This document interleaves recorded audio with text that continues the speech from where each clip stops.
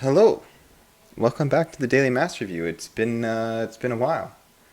If you didn't know, I had a baby, so I was away for a long time, and I only started working again this week. So here I am back with the Daily Mass Review. We're gonna have a bit of a different schedule. I've had some time to think about what my teens need the most right now, and I think the Daily Mass Review is good once a week on Sunday when it's the most relevant. And the other days of the week, I'm going to try and do other things. So um, Tuesdays are going to be more of like, here's a topic that we can talk about, um, that we can discuss in the comments and things like that. And Thursday, I'll try to have more interviews or more testimonies from different people. Because that video that I did with John Mack got a really, really good response, and I think that really helped a lot of people. So I'm going to try and do more of those. It could be anybody from another youth minister to my wife, to myself, or one of my friends who I think has a good story to share about their Catholic faith that I'll put on the video. But it'll be good. I think that's what we're going to do. So Sundays, Daily Mass Review. Tuesdays, we're going to have a little of a youth ministry talk kind of thing. And Thursdays will be more of a testimony / interview.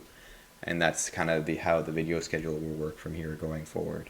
Of course, if we do actually end up going back and doing youth ministry full time in the church, then there might be less or more of these. It depends on how things go. A lot of things are still kind of up in the air right now. So anyway, so the Mass today. Today was an interesting Mass because the idea of the readings today was basically, I'm going to kick you out of your position, and it's going to make you happier, and it's going to make you, it's going to be all part of my plan, that I'm going to take you away from where you are right now and put you in another place. And you should be happy about it because it means that I'm fulfilling my plan in you. Now, that's a very difficult pill to swallow. Anybody who's ever had to leave some place that they didn't want to leave and go to somewhere else will understand that that's not a fun thing. When my baby wants to when I have to move my baby from the crib to the changing table so I can change him, he's not very happy about it. But it's for his own good. And in the same way, when God calls us to go somewhere else, even though it may be hard or challenging, a lot of times it's for our own good and it's part of his plan. And so the first reading is kind of about this, right? It says, I will thrust you from your office and you will be cast down from your station. And then he's going to replace you with someone else.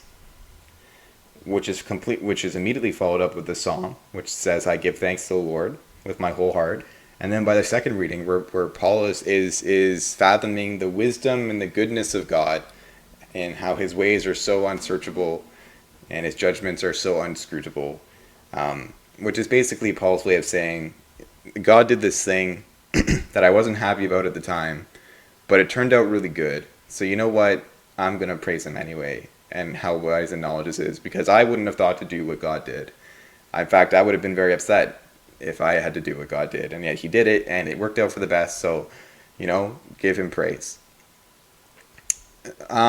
So I want to talk a little bit about sometime that this has happened to me in my life. So before I worked at the church that I do now, I worked at another church. And I mean, this church for sure had its issues and its problems, but the teens that I had there were really great. And I worked there for a few years, and it was going pretty well. Things started to change around the last year that I was there. It seemed like youth ministry was the attitude towards youth ministry in the parish was changing. And so the pastor kind of had to sit me down and said, hey, we're going to end the youth ministry here at the church, which was a hard pill for me to swallow, because A, it meant I was going to be out of a job, right? B, it was because I didn't want to leave, right? I didn't want to leave the youth ministry and the teens that I had built up there and I had taken care of for those years. I was very upset at the time, and this was only shortly before I was getting married, so it was very disconcerting and confusing, and it was hard. It was a hard pill to swallow. And I kind of felt like the guy in the first reading, that God was saying, hey, I'm casting you out. But I had known enough at that time that I should be patient, and that God might bring something good my way, and that he wouldn't do this for no reason. which I guess was incredibly wise for my young years, because I definitely was not feeling that way. But I was telling myself that I had to think that way about the situation. And so, eventually I got the job that I have now, better job, more job security, more ability to do the things that I wanted to do. Everything worked out great. But there was that time there in the middle where I felt like everything was falling apart and that God was deserting me, which wasn't true. God was preparing me for something else. God was taking me from somewhere and bringing me to a better place. But all I could see was the place where I was right then. And I had to continually tell myself and show myself through reading the Bible and reading things like this that it's going to be fine. God has a plan.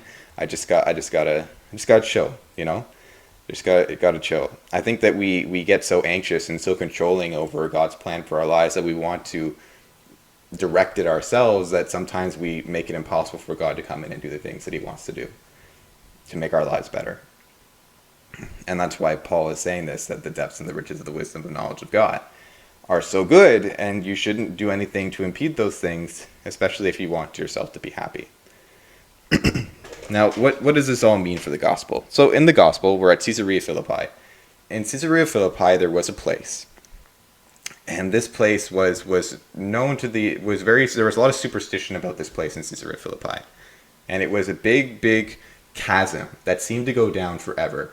It was basically like a gigantic cave, and then it had a chasm of water that went down, all the way down. And there was some superstition that it went down into the core of the earth, into hell.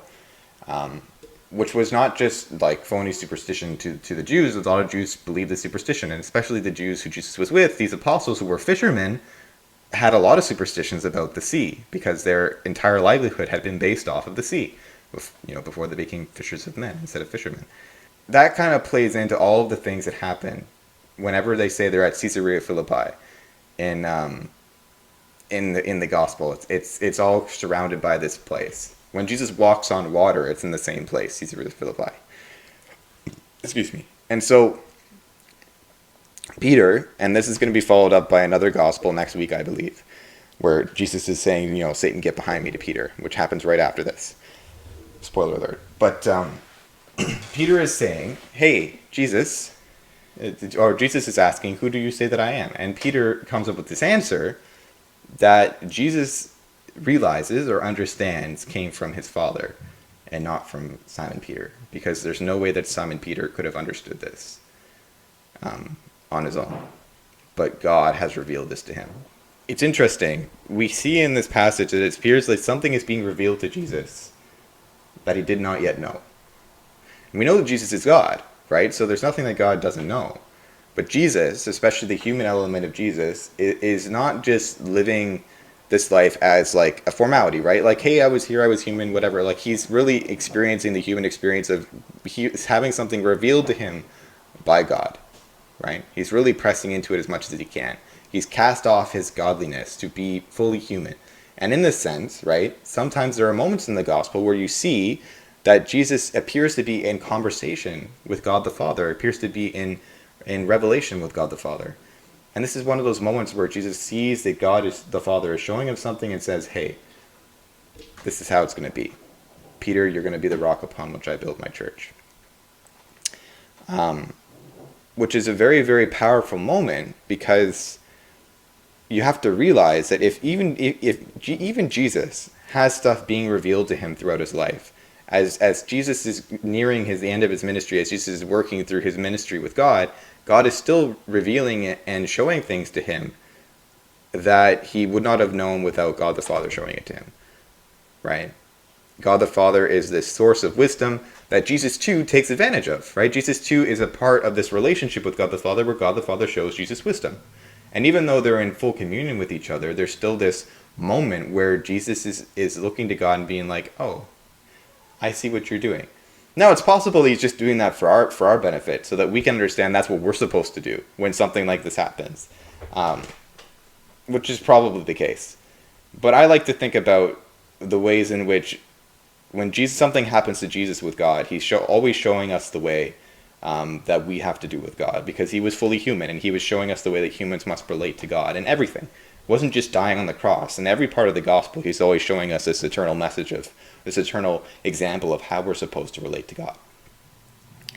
And so, Revelation, right? And I'm not talking about Revelation, the last book of the Bible, because that, we'll talk about that in a day when there's actually a reading from Revelation. That's always a spicy topic. But Revelation, in terms of God will reveal something to us in his own time, whenever he feels like it, is what I've often heard people say. God will tell you what he wants when he feels like it, but in his time, he will show you what his plan is. And sometimes God is putting a plan together, and we don't see the plan coming together because we're so focused on this one thing that we think must happen. And then when it finally comes about together, we kind of step back and are like, oh, that's what you were doing, right? And we're kind of caught in this kind of guilty worship of God where we're like, I should have been worshiping you while you were doing it, but now that you've done it, I know for sure that I should worship you. See, I get the message now that you need to be worshipped, so I'm going to do that. But it's kind of this like guilty, like I should have been better about trusting God, but now I trust you. I think this is something that we all feel when it comes to understanding God's plan for our life, is that sometimes things are not clear. Well, that doesn't mean that God has abandoned us, and it doesn't mean that God isn't working on something. It often means that he is.